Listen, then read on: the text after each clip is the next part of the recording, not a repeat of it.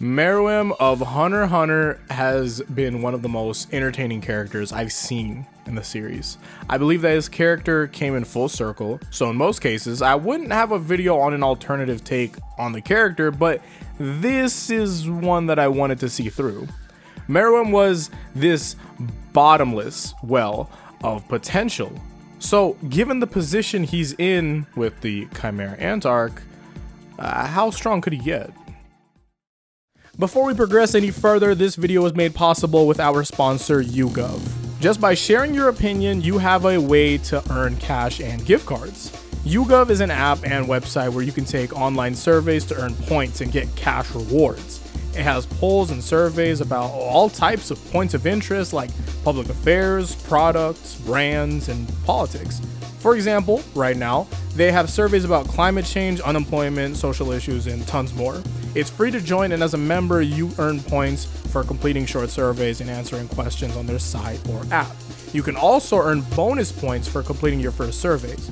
Now, in addition to that, they reward you for recommending YouGov to your family and friends. Now, I tried YouGov purely because I wanted to see what the world was thinking, but now I got some extra cash that I can use for stuff like pizza night with my family, manga, anything I have a monthly subscription for, or really anything. So thank you again, YouGov, for sponsoring this video, and y'all be sure to click the link in the description to start making this money.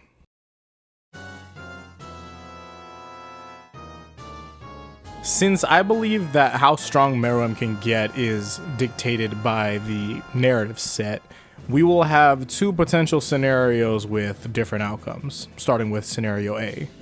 What originally happened was that Chairman Netero of the Hunter Association came to help exterminate Meruem and the Chimera Ants, but got pushed so far in the battle that he had to blow himself up with a nuke called the Poor Man's Rose. This action didn't kill Meruem immediately, but instead left him on the time clock, and then he died. In this scenario, Meruem stops Netero from blowing himself up. Instead of trembling in fear against Netero, this time he goes forth and stops him, be it taking his last arm or decapitating him entirely. He's been damaged a reasonable amount, so he most likely wants to eat Netero's brain to give himself some energy.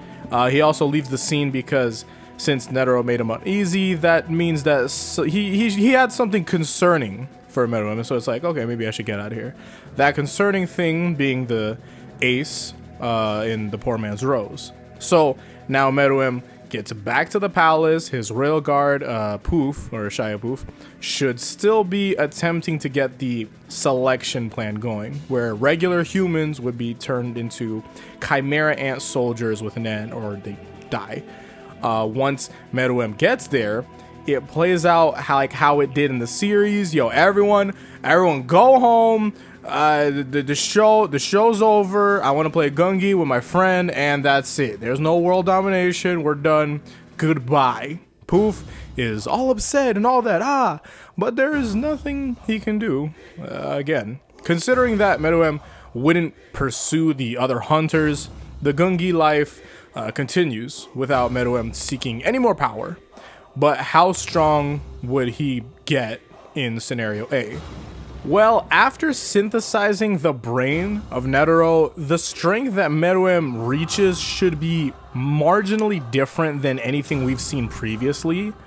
That amount that Meruem consumes wouldn't do something like give him the ability to summon his own Guanyin Bodhisattva, but he should be the strongest being alive in that time. But the problem with that is that, as far as we know, he already was. So quantifying this is odd, especially since this form wouldn't be something like the post-Rose form where we can make calculations with that as a physically had done something, but this is just more so theorizing as given the synthesization powers that he's been had. But don't worry, we have scenario B for just that. Now this scenario B, is essentially a death of the character type writings type situation. We're going to maximize the potential while also ignoring what Meruem would want here. Not entirely though. In this case scenario, every limb that Meruem has ripped off of Netero's body, let's say he ate it.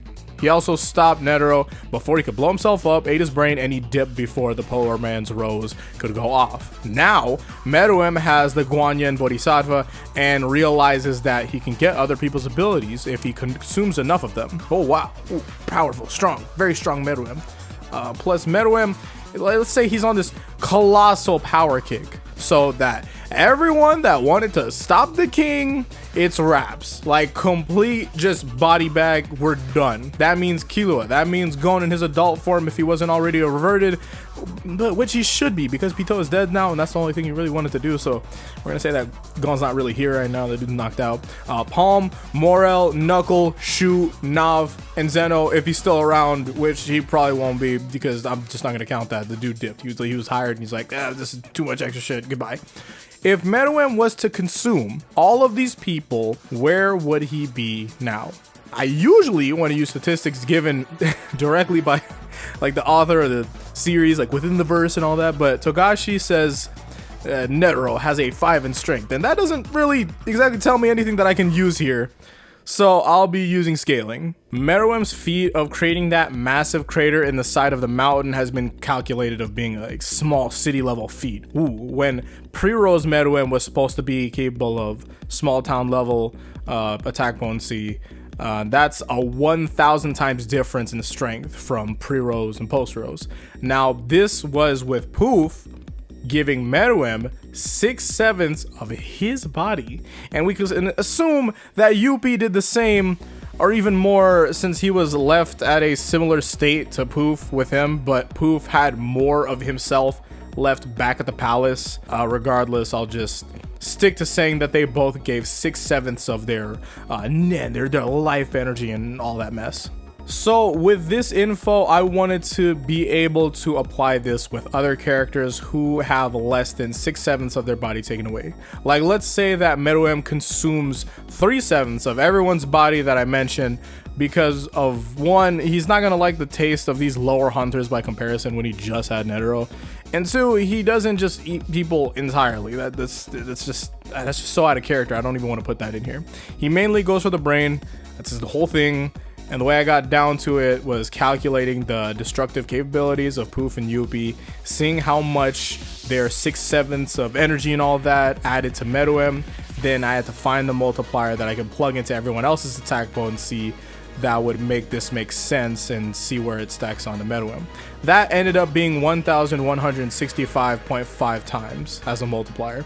So 1,165.5 times the attack potency of a character should equal the total amount of Nen they would be capable of giving to Meruem. I don't know how much of a multiplier goes to Meruem's ability, because like it definitely shows that his innate ability makes himself stronger outside of that other character's like actual strength, but to be safe, I'm just adding it together with Meruem's current attack potency. After adding up everyone's fractions, Meruem consuming all the people that we had, including Netero, would be capable of 1.8 megatons, which is small city level, just like after the poor man's Rose bomb. Now, this situation makes a lot of sense considering that the royal guards were already on the upper echelon of the hunter world and gave more of their energy than I've taken from the other characters. Like, yeah, we have Meruem absorbing Netero, and it's like, oh wow, like Netero is like really strong, but the other royal guards were comparable a lot of the time. That's what most characters said, like these royal guards are not something to mess with. So it makes sense why we'd be ending up in the same ballpark of strength. The thing here though, the significant difference would be the plethora of abilities that Meruem would now have because of who he synthesized. So at that point, I think Meruem would be significantly more terrifying in this form than his post-Rose form, and let's go over this. Here's why. Meruem in this form should be capable of the following abilities. Killua's Godspeed, that should be the end of the story, but let's keep going. Morel's Smoky Jail, Palm's Wink Blue, Knuckles' APR, Nav's Hide and Seek, Shu's Imprint Conversion, and Netero's 100 type Guanyin Bodhisattva. There's a lot more because these characters had more than one ability, but yeah, you get the idea. These are the notably heavy ones. I haven't added Zeno or Gon into the mix because in this scenario, Zeno dipped and Gon reverted since he did his job. We didn't really get an idea about when he did it, but just most likely that's probably what happened. I want to say that Meruem would continue to get stronger by trying to conquer the world, but we don't know the Hunter world entirely. And I don't know when we will, like realistically, because it's like, remember the whole thing going on with the Dark Continent. The Chimera Antarch is a B-level threat. The letter B is significantly lower than like an S tier type thing, if it even goes up to that high. But yeah, but for now, this is what we have. Thank you all for watching and seeing me guesstimate and all that. Hopefully I'll see you all in the next one. Until then, peace out and Godspeed.